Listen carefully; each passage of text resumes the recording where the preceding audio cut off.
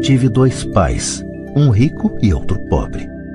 Um era muito instruído e inteligente, tinha o PhD e fizeram um curso universitário de graduação com duração de 4 anos em menos de 2. Foi então para a Universidade de Stanford, para a Universidade de Chicago, para Northwestern University, sempre com bolsa de estudos. O outro pai nunca concluiu o 2º grau. Ambos foram homens bem-sucedidos em suas carreiras e trabalharam arduamente durante toda a vida. Ambos auferiram rendas consideráveis. Contudo, um sempre enfrentou dificuldades financeiras, o outro se tornou o homem mais rico do Havaí. Um morreu deixando milhões de dólares para sua família e para instituições de caridade e para sua igreja. O outro deixou contas a pagar. Ambos eram homens fortes, carismáticos e influentes.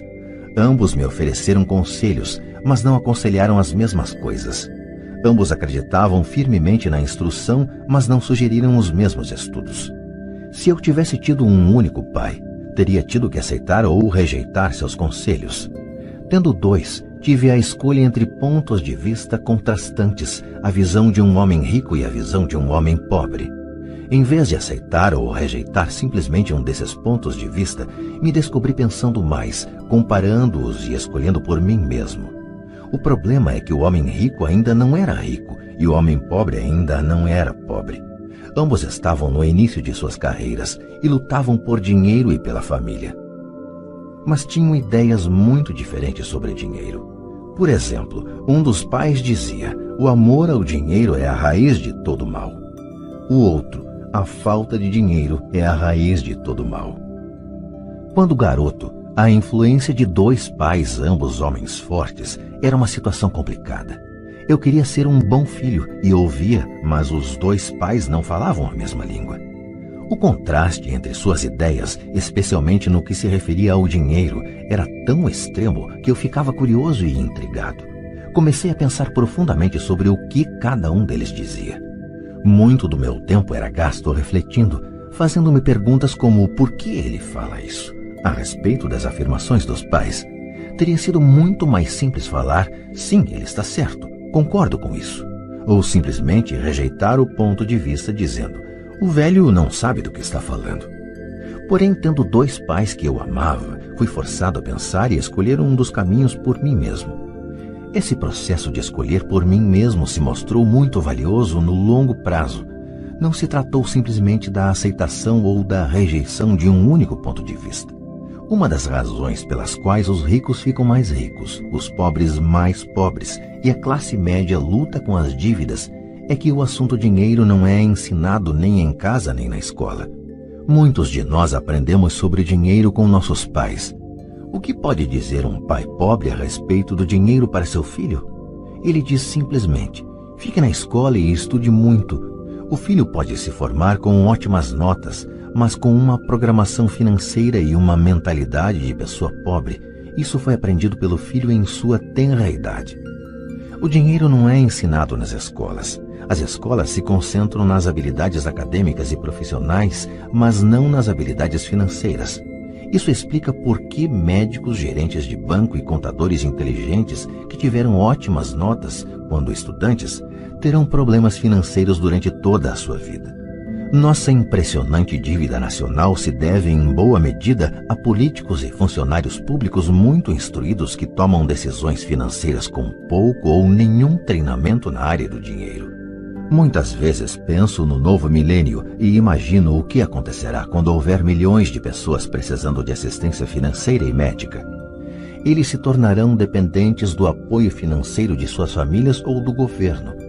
O que acontecerá quando o Medicare e a Seguridade Social ficarem sem dinheiro?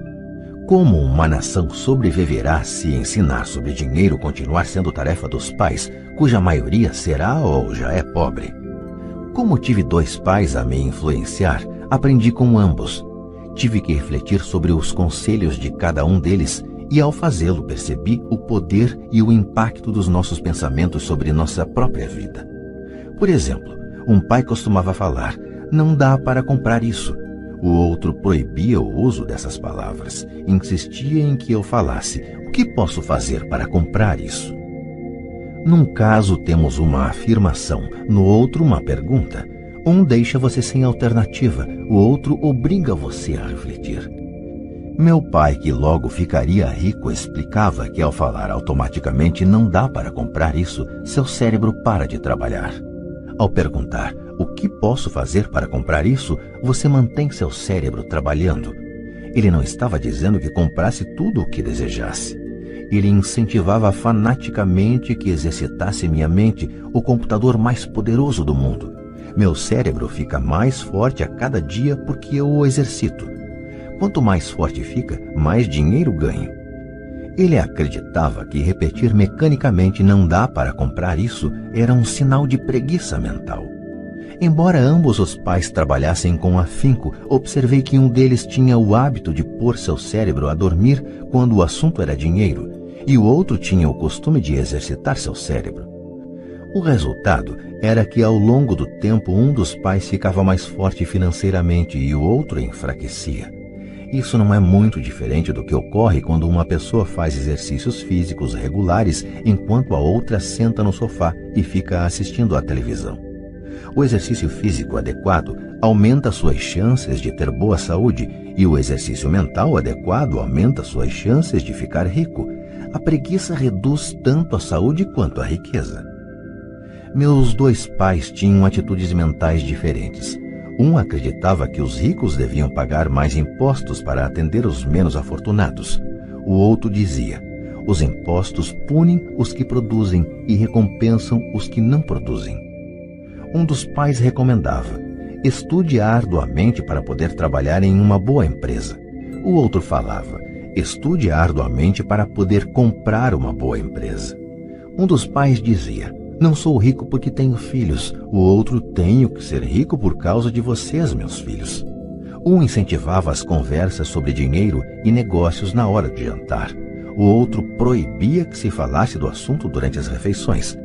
Um dizia: em questões de dinheiro, seja cuidadoso, não se arrisque. O outro: aprenda a administrar o risco. Um recomendava: nossa casa é nosso maior investimento e nosso maior patrimônio. O outro: minha casa é uma dívida e se sua casa for seu maior investimento, você terá problemas. Ambos os pais pagavam suas contas no prazo, mas um deles pagava suas contas em primeiro lugar, enquanto o outro as deixava para a última hora. Um deles acreditava que a empresa ou o governo deveria cuidar de você e de suas necessidades. Estava sempre preocupado com aumentos salariais, planos de aposentadoria, benefícios médicos, licenças de saúde, férias e outros benefícios. Ele ficava impressionado com 2 de seus tios que foram para o exército e se aposentaram com vários benefícios após 20 anos de serviço ativo. Ele adorava a ideia de assistência médica e serviços de reembolso de alimentos que os militares ofereciam a seus aposentados. Ele também se empolgava com as cátedras vitalícias do sistema universitário. A ideia de estabilidade no emprego e benefícios trabalhistas lhe parecia às vezes mais importante do que o próprio emprego. Dizia frequentemente: trabalhei muito para o governo, mereço essas mordomias. O outro pai acreditava na total autossuficiência financeira. Ele sempre se manifestava contra a mentalidade dos direitos e falava que isso estava criando pessoas fracas e financeiramente necessitadas. Ele dava muita ênfase à competência financeira. Um dos pais lutava para poupar alguns poucos dólares. O outro simplesmente criava investimentos. Um pai me ensinou a escrever um currículo impressionante para que eu pudesse encontrar um bom emprego. O outro me ensinou a fazer sólidos planos financeiros e de negócios, de modo que eu pudesse criar empregos.